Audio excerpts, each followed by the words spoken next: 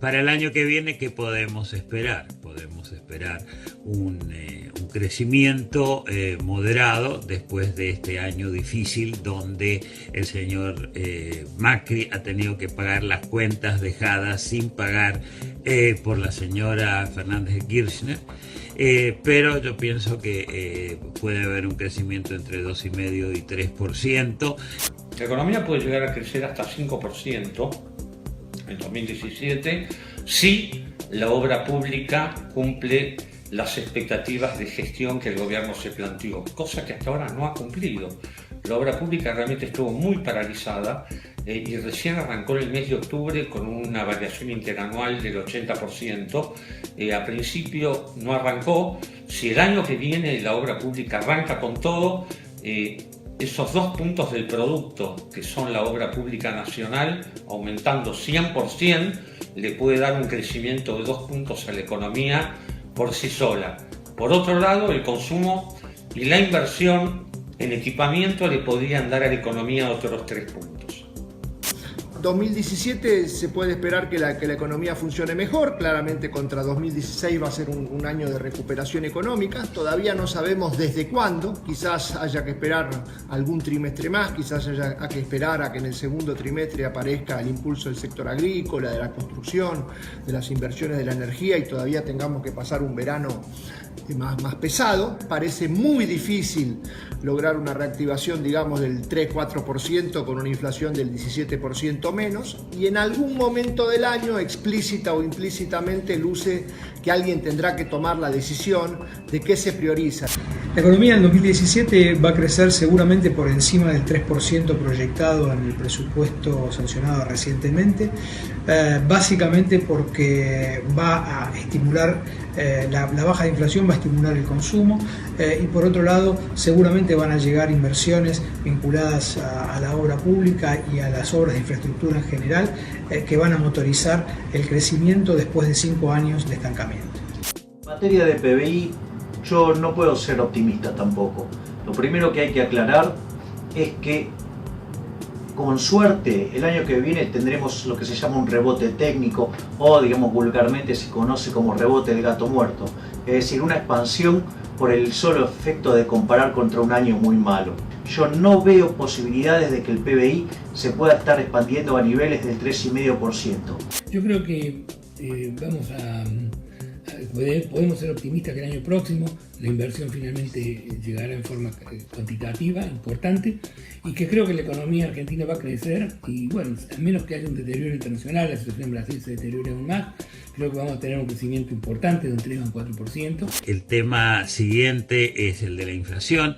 Yo diría que la inflación está bajando, pero no lo suficiente y pueden haber shocks internos debido a la situación que podemos ver en términos de negociación de salarios. Yo creo que la inflación no va a bajar del 10 al 15%, lo cual es un problema serio, dado que con esos niveles de inflación no se puede manejar la economía.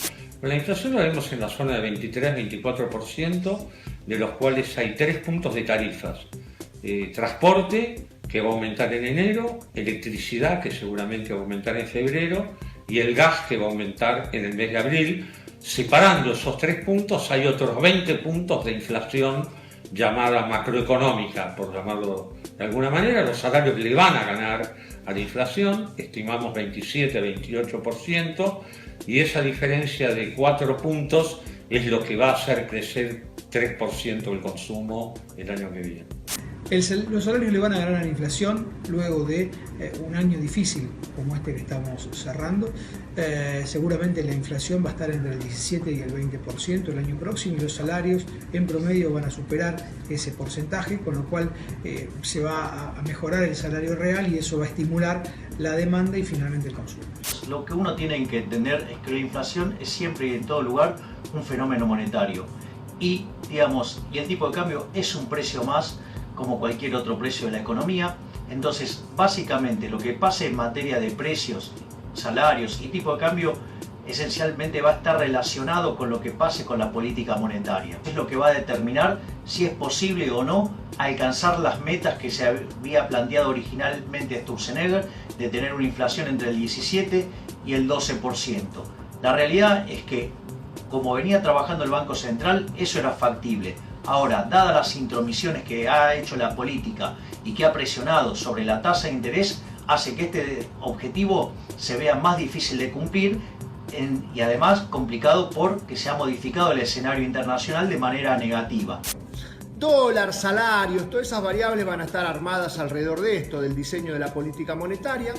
El mercado cambiario funciona con oferta de dólares excedentes, no porque esté habiendo un boom de exportaciones o porque esté habiendo un boom de inversiones privadas, sino porque el Estado es el que trae dólares a través del mecanismo del endeudamiento y del blanqueo para hacer gasto en pesos. Eso es lo que artificialmente contiene el tipo de cambio bajo. El tipo de cambio uno imagina que se va a retrasar, pero por supuesto endógeno a todas estas discusiones. El dólar va a seguir subiendo, evidentemente. No hay un valor fijo a menos que encontremos una inflación similar a la de otros países en el mundo. Así que yo diría un tipo de cambio que se vaya a 18 no es nada sorprendente para el año 2017. Estimamos un dólar en la zona de 18 pesos antes de las elecciones y seguramente algo menos de 20 pesos a final del año próximo. Yo creo que el dólar va a estar en torno a los 18 pesos hacia fin de año, como lo estipula el presupuesto, y me parece que digamos, es importante que tengamos en claro que la economía argentina dejó atrás un periodo en donde la divisa americana o la ausencia de esa divisa era un problema estructural de nuestra economía. Dos riesgos importantes en la parte externa, uno, y en la parte interna otro. En la parte externa es la letra T, el señor Trump, con sus políticas proteccionistas que nos van a afectar lamentablemente, ya sea directa o indirectamente a través de nuestros socios comerciales como la China. Y también una tasa de interés más alta por una política fiscal que yo creo va a ser irresponsablemente expansiva. En cuanto a los riesgos internos, evidentemente una política afectada por el ciclo electoral va a afectar la capacidad de operación o la voluntad de operar por parte del presidente, y ciertamente que va a afectar a los partidos de oposición que van a querer no cooperar en una forma abierta a menos que haya una emergencia. El mayor riesgo es que se produzca un freno súbito, lo que en inglés llaman un sudden stop en los capitales, que la Argentina eventualmente, por la agenda de la política económica de los Estados Unidos, reciba menos capitales, le resulte más difícil financiarse, y que le suba el costo de financiamiento. No solo Argentina, otros países de la región, si es más difícil financiarse y hay que pagar más por el financiamiento, esto puede eventualmente afectar las expectativas y generar en algún momento alguna salida de capitales que pueda generar de pronto en la Argentina, yo diría, una astringencia monetaria que haga subir la tasa de interés local y pueda frenar algo el ciclo. No creo que sea muy serio, pero ahí está el riesgo principal. Riesgos para 2017, hay riesgos externos, obviamente hay un nuevo escenario de financiamiento internacional y el riesgo número uno en materia externa sería que el acceso al financiamiento esté difícil, esté complicado, esté más costoso. Este es un plan que necesita financiamiento para poder funcionar. En segundo lugar, el desempeño de la economía brasileña, pero creo que va a ser un aporte positivo muy chiquito el que nos dé Brasil. Las expectativas muy favorables están bajando. Respecto a los riesgos internos, bueno, obviamente en materia de resultados el riesgo número uno sería que la reactivación o se postergue o sea menor a lo esperado.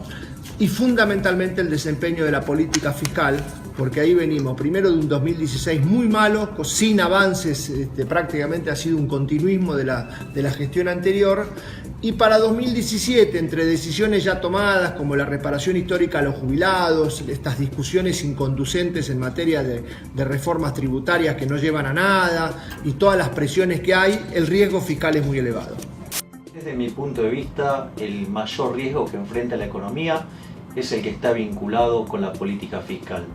Desde mi punto de vista, el déficit fiscal consolidado del año 2017, dada la locura electoral en la cual el gobierno se ha metido, va a estar en torno del 12%, del PBI. Vamos a un nivel extremadamente elevado de déficit fiscal en un contexto donde las tasas de interés van a ser cada vez más altas. Por lo tanto, eso, si no se corrige, implica que de cara al 2018 esta aventura electoral que está queriendo correr el gobierno nos deja al borde de una crisis. Los principales riesgos del 2017 tienen que ver con el mundo, un mundo en donde Brasil todavía sigue dando señales negativas. Este año Brasil termina con su peor recesión a lo largo de su historia. Es poco probable que se recupere fuertemente en el 2017, los problemas políticos de allí son muy serios. Y por otro lado, el interrogante de lo que implica Estados Unidos con la nueva presidencia de Donald Trump, que todavía abre un enorme interrogante en la economía internacional.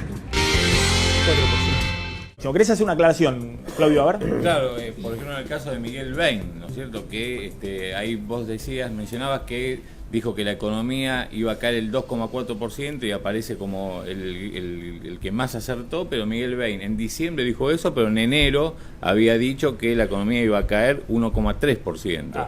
Entonces después volvió a corregir, pero bueno, hay que hacer esa aclaración. Es decir, de que en diciembre dijo una cosa y en enero había dicho otra. Y en enero, cuando se encaminaba el acuerdo con los fondos buitre y demás, todos empezaron a corregir, dijimos, va a caer menos la economía. Claro. Pero después, cuando empezaron a ver que la economía no caía, terminaron poniendo el pronóstico original. Claro. Está bien la aclaración.